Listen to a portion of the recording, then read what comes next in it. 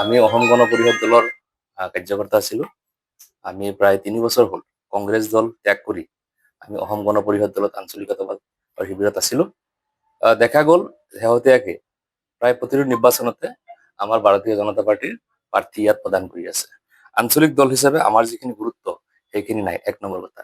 দ্বিতীয় কথাটো হ'ল কি, আজি চামগুৰিত যিজন বিজেপিৰ প্ৰাৰ্থী ঘোষণা হৈছে, আমি বহুত আশাবাদী আছিলোঁ।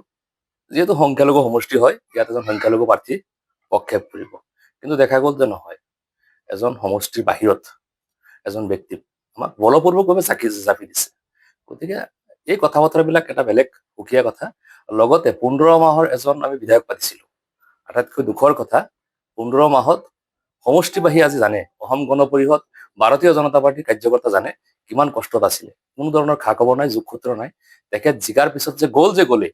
গতিকে আজি আমাৰ শিঙিমাৰী অঞ্চলৰ বিভিন্ন যুৱকসকলে সিদ্ধান্ত এটা আমি লৈছো যে আমি স্থানীয় যিজন ব্যক্তিক যোৱা 15 বছৰ মন্ত্ৰী আছিলে, 5 বাৰৰ বিধায়ক আছিলে, ৰকিবুল হাছান, তেখেতৰ সুযোগ্য সন্তান তানজিল হুছেইন এজন যুৱ প্ৰাৰ্থী। তেখেতে সমষ্টিৰ অলিয়ে গলিয়ে লাগি আছে, কাম কাজ কৰি আছে, আমি দেখি আছো।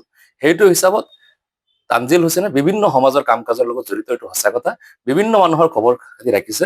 আমি তাৰ কাম কাজৰ ওপৰত সন্তুষ্ট, আৰু সন্তুষ্ট হৈ আনুষ্ঠানিকভাৱে আমি কংগ্ৰেছ দলত যোগদান কৰিছো, অসম গণ পৰিষদ দল। আমাৰ কথা হ'ল কি, 5 বছৰ, এতিয়া যিজন বিধায়ক হ'ব তেওঁ 5 বছৰত সমষ্টিৰ উন্নয়নৰ কথা আছে। সমষ্টিত যোনে সময় দিব, ৰাইজৰ যিবিলাক মানুহে খবৰ ৰাখিব, সেই তেনেকুৱা ব্যক্তিক আমি নিৰ্বাচন কৰি পঠাব লাগিব। অসম বিধানসভাত যিজন বিধায়কে আমাৰ হৈ সমষ্টিবাহীৰ হৈ মাত মাতিব পাৰিব, তেনেকুৱা বিধায়ক আমাৰ এজন প্ৰয়োজন। কেৱল বাহনৰ ফুলজাৰি মাৰি সমষ্টিত ৰিজাল্টৰ ফলাফলৰ পিছদিনাখন গুচি যাব, তেনেকুৱা আমাৰ বিধায়ক নালাগে। সমষ্টিবাহীৰ কথা এজনে যোগ্য এজন ব্যক্তিক নিৰ্বাচন কৰি পঠিয়াব লাগে। অসম বিধানসভাত ৰাইজৰ হৈ বিভিন্ন স্বাৰ্থত, কেৱল চামগুৰি বুলি নহয়, অসমৰ স্বাৰ্থত মাত মাতিব লাগিব। চামগুৰিৰ কণ্ঠ আৰু আমাৰ অসমৰ কণ্ঠ হিচাপে আমাৰ তানজিল হুছেইন ডাঙৰীয়া, তেখেত এজন যুৱক, আমাৰ সকলোৰে এজন পচন্দ ব্যক্তি। গতিকে তেখেত যথেষ্ট ভাল ফলাফল প্ৰদৰ্শন কৰিব। আগন্তুক দিনত আপোনালোকে চাই থাকক, এজন শক্তিশালী বিধায়ক চামগুৰি সমষ্টিৰ ৰাইজে পাব। মই অকলে নহয়, প্ৰায় আমি শতাধিক কৰ্মী যোগদান কৰিছো। আৰু আপোনালোকক এটা কথা আজি কৈ দিব বিচাৰিছো, ঈদৰ আগে পিছে যথেষ্ট ভাল যোগদান কাৰ্যসূচী হৈ থাকিব, অভূতপূৰ্ণ সঁহাৰি পাব।